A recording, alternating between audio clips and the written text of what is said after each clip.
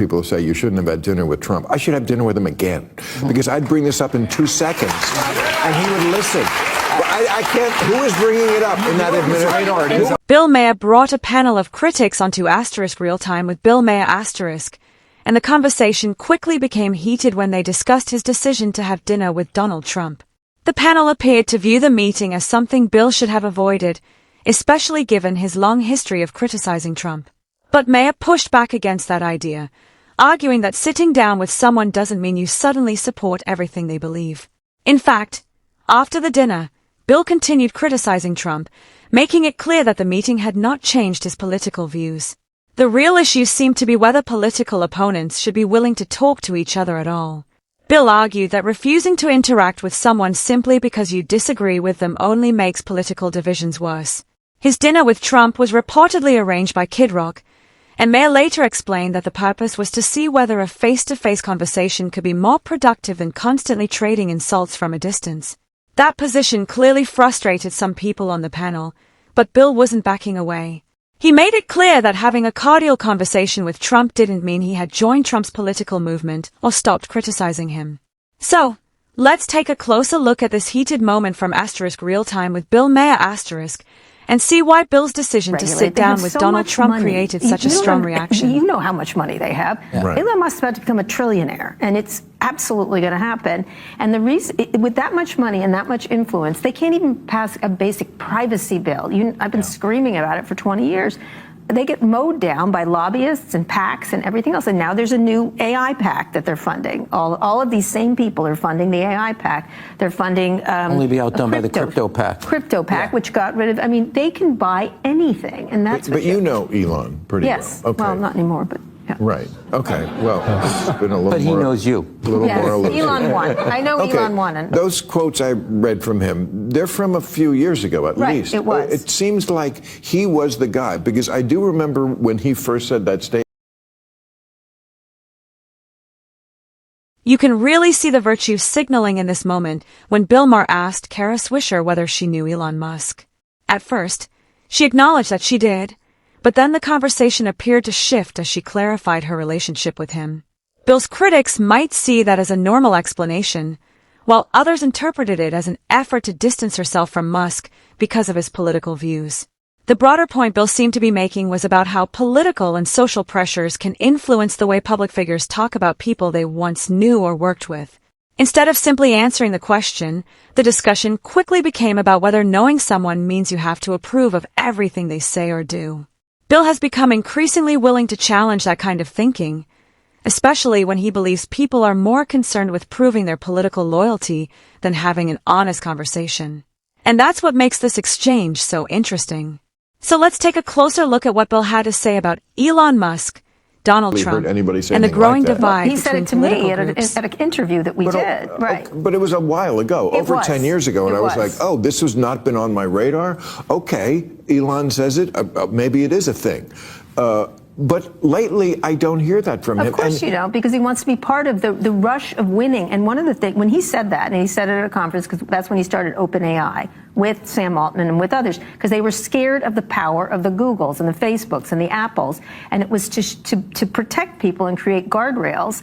And instead, it's so much money, they have to go for it, I think. And now it's a dick measuring. So, Kara, is there any answer to this then? I mean, because I think you've sketched out this money motive is massive, but we've got to be able to do something. You know, I think because people are sick of this shit. Like the suicides, I've interviewed all those parents whose kids have died.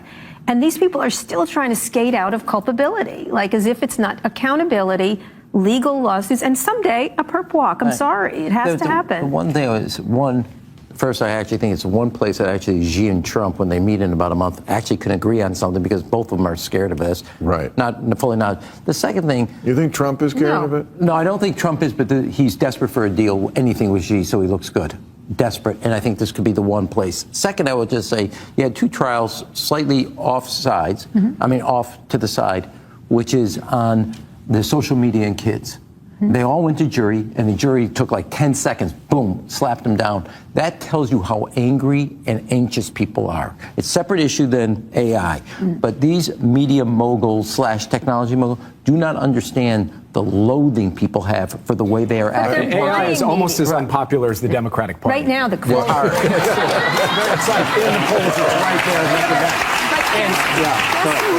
Guess who his new boss is going to be? Like, they're buying everything, whether it's Apple, it's not just Larry Ellison, they're all buying the media properties. See, I don't think it's on Trump's radar. I can't think of anybody in that administration, and this is why I fight back so very people say you shouldn't have had dinner with Trump. I should have dinner with him again, because I'd bring this up in 2 seconds, and he would listen. I can't, who is bringing it up in that administration? Who is bringing, what?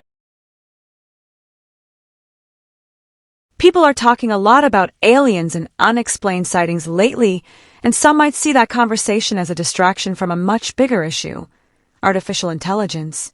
I'm personally involved in using AI to build and grow YouTube channels, and I also teach other people how these tools can be used. This particular channel isn't AI generated, but my work has given me a close look at just how quickly the technology is improving. It feels like there's a major update almost every day, whether it's from Claude, ChatGPT, or another AI company, and some of these developments are getting enormous attention online. Yet while people celebrate what AI can do today, there's another question that deserves serious attention. Where could all of this eventually lead?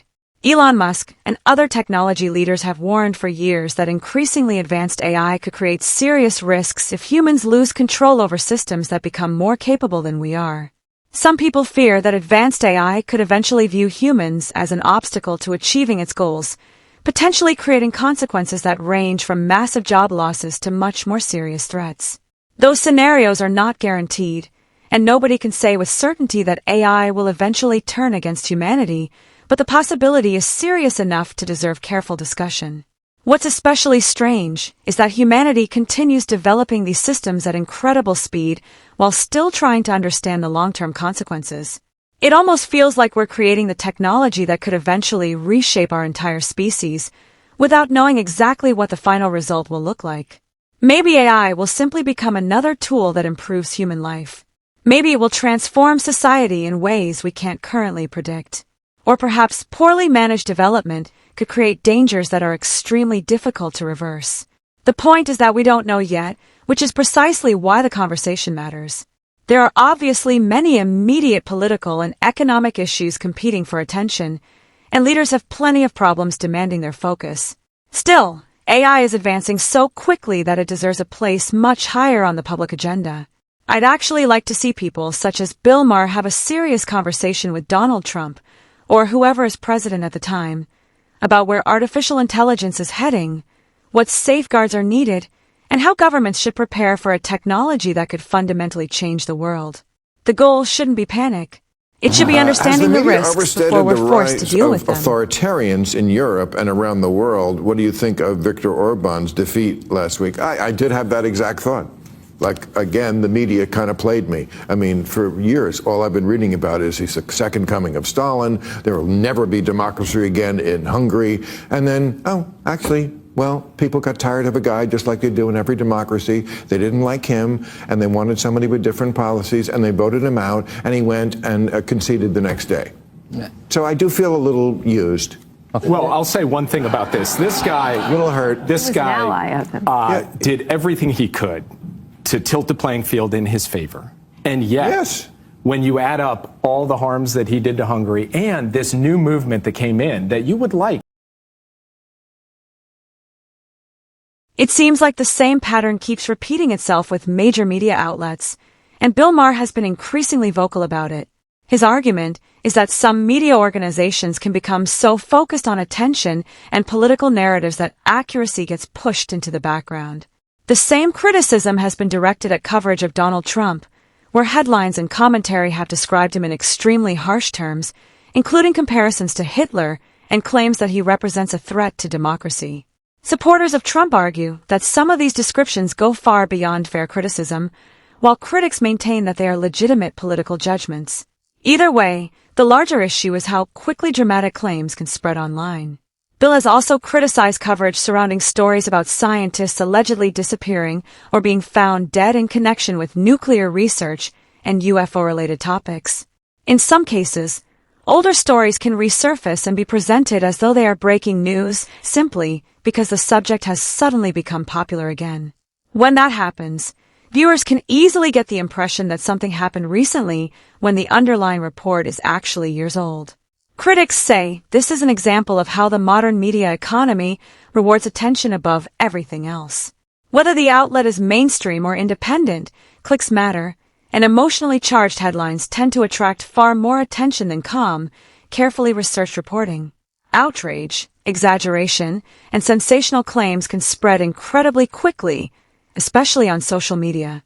That doesn't mean every journalist is dishonest or that every media report is false, but it does mean audiences should be willing to check the date, source, and original context before accepting a dramatic headline as fact.